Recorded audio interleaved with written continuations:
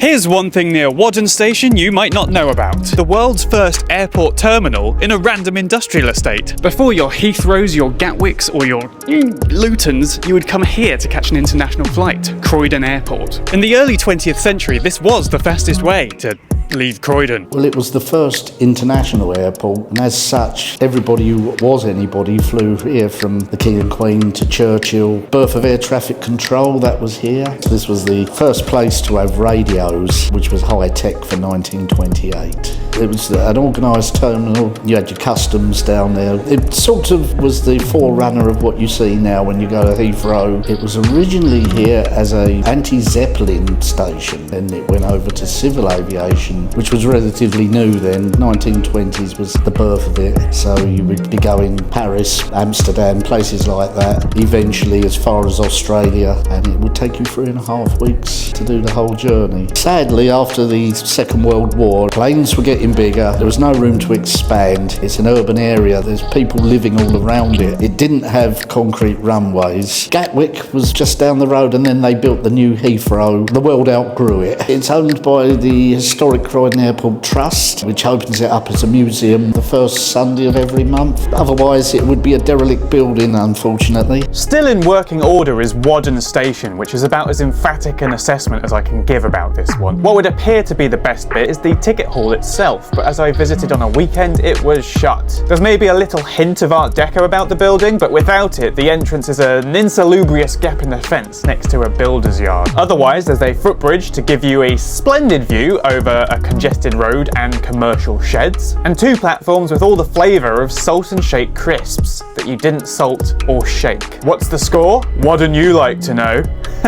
It's a D tier. High D tier.